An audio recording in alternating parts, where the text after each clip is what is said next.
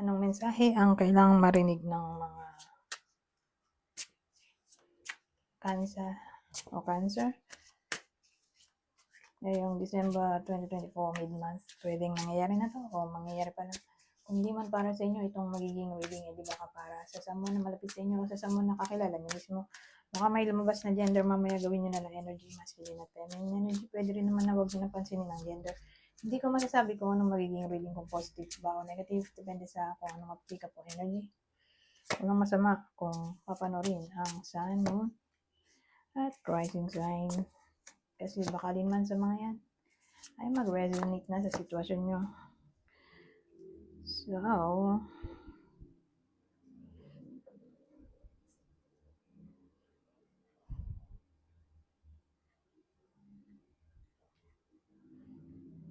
4 points, 3 points.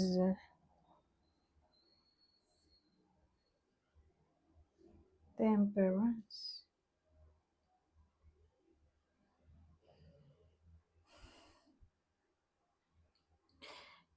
Ang dating sa akin, may someone, babae. Ibang tao to. Okay? Hindi to babaeng person o babaeng Cancer. Ibang tao to. Para bang at first, gusto niya makipag-ayos. Pero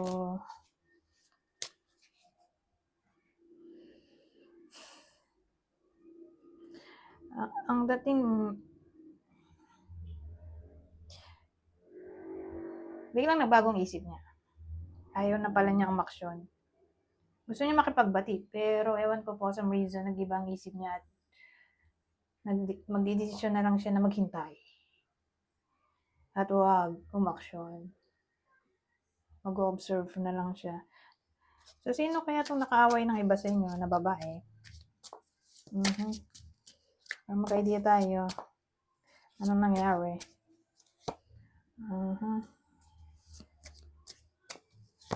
So, meron tayo ditong Magician, Knight of Wands,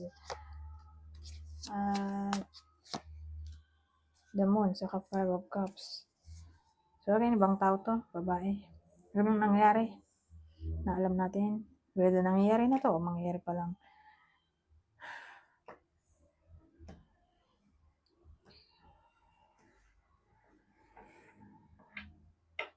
So,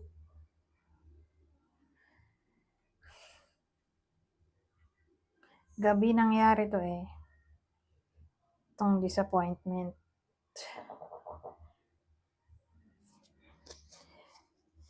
May action na hindi nagustuhan. Impulsive action.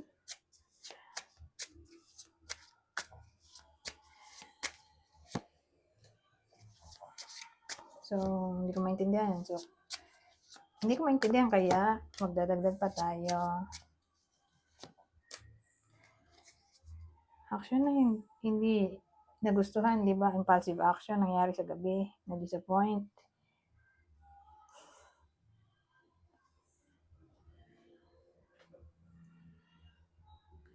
Ano to?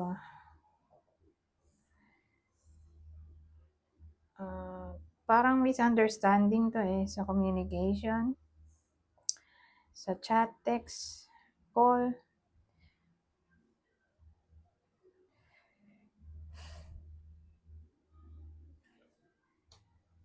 Ano kaya itong 6 of Pentacles?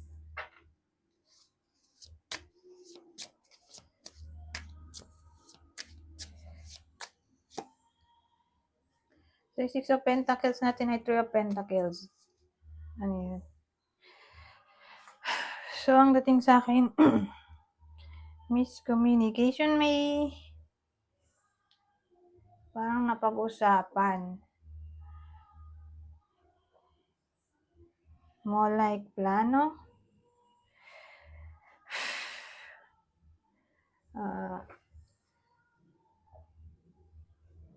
Ano kaya yun?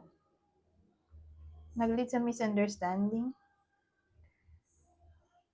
Kasi collaboration to Spending time together? O doing charity? Ano kaya to?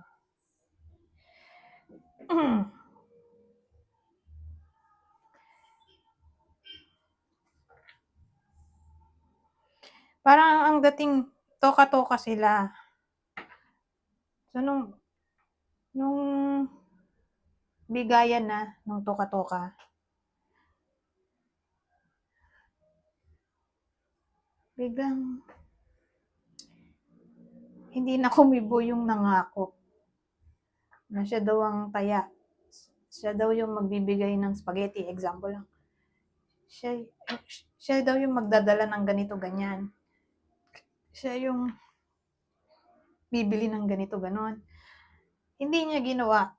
So, nung mismong bayaran na o mismong day ng parang reunion o meeting, wala siyang dala o hindi na siya nagparamdam. Hindi siya sumipot kasi nga hindi siya ayaw niya bumili. Hindi siya tumupad sa pinag-usapan. Alam niya sa sarili niya siya yung may kasalanan. So, akin ibang tao to. Kaya nga parang nag-guilty siya. Gusto niya makipag-ayos. Pero ang ending, tinamad siya. Di ba, isip na naman niya. At mag-observe na lang siya. Ganun. Kung anong magiging takbo ng kapalaran. Kung anong magiging reaction ng iba sa inyo. So, ibig sabihin, may nangako dito tungkol sa meeting, reunion, gathering, na nakatoka daw sa kanya yung ganito, ganon. Tapos, mismong bayaran na, hindi siya nagbayad. Bigla siya naglaho. O, nung mismong araw na, nung gathering, hindi siya sumipot. So, ganyan. Yan dati. So, okay, bang tao to? Babae. Anyways, so para malaman nyo kung sino ba to.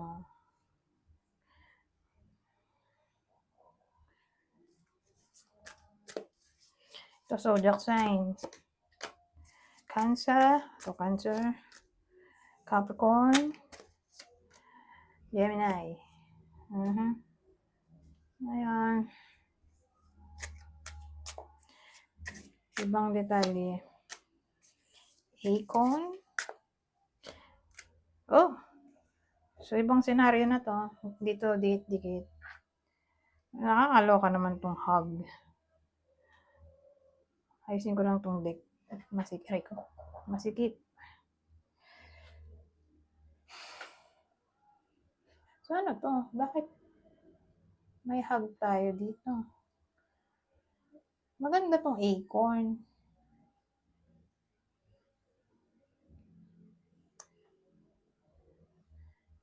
Parang mauunsyami pa yung potential o possibility. O sabihin natin, may luck na paparating. Pero, naunsyami nga. O,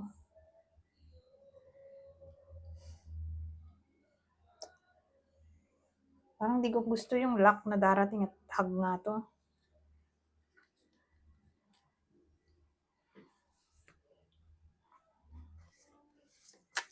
Parang na-bad luck siya eh. From good luck na bad luck. Ano natin, i-clarify. Ayun, nag-away na. So, yung opportunity natin, yung possibility na sinasabi ko kanina, potential possibility, ay about restoring friendship.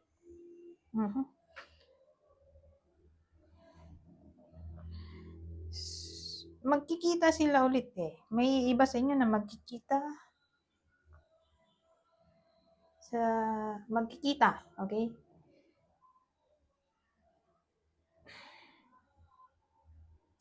Tapos, biglang nag-away. Dahil sa hindi inaasahang pangyayari. Yeah. So, from good luck, naging bad luck, no? Dahil, ito na yung good luck natin, yung 6 of Cups. Na bad luck sa 5 of Cups. 5 of Wands.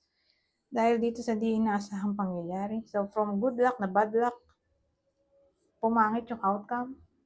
So yun na yun, yung potential na magkita, magkausap, ma-restore yung connection. Pero nag-away sa hindi nasang mangyayari. Ano kaya yan? Ano yung the tower?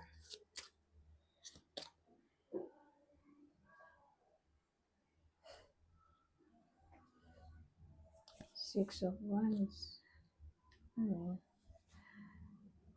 So, ano yung hindi nasang pangyayari? Six of Wands. Nakaloka. Ano siya, nagmukha siyang inggit. Kasi ito ay card ng success.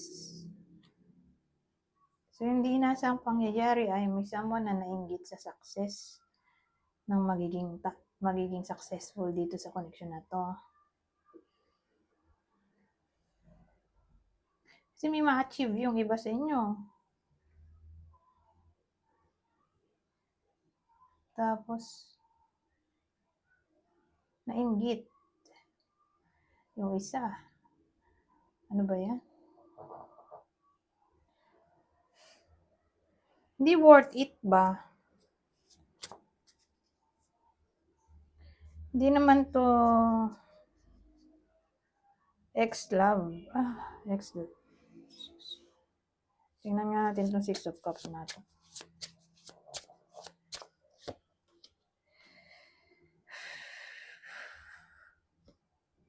Six of Cups, the Fool. New begin. Sabagay, nandito nga yung Six of Cups na someone from the past na maaaring mag-resurface.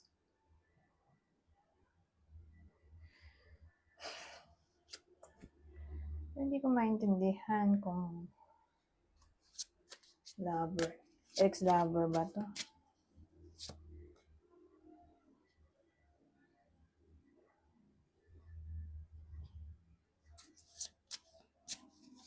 O friend lang.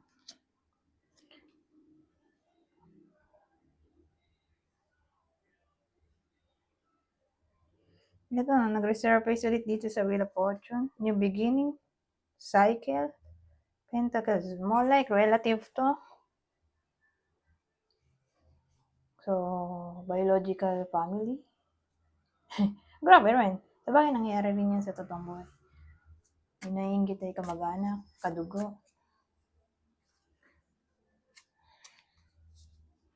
Nagkita sila somewhere eh. Tapos, ayun, bumalik ulit yung communication. Either nagkita somewhere o nag-reconnect sila for some reason. Tapos, sa hindi inaasahang pagkakataon, mag-aaway dahil sa inggit. Kaloka. Asa ka nakaulo ko?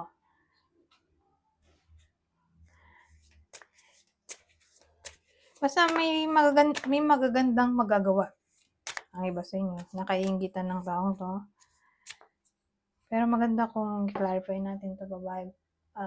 Tingnan natin kung kikita natin kung anong gender. Pero kung wala, edi zodiac sign na lang. Taurus. Isa sa fire sign, Aries, Leo, Sagittarius. Saturn, Capricorn, Aquarius.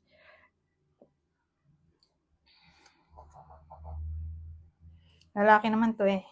Di ba? High Priestess yung opposite niya. More like lalaki. Kadugo, lalaki. Pero so, punta tayo dito. Ano pa masasabi nito?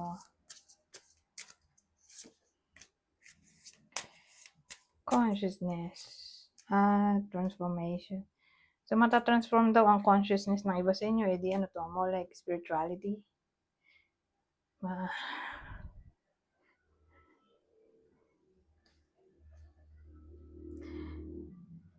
Magiging malapit kayo sa topic ng spirituality or religion.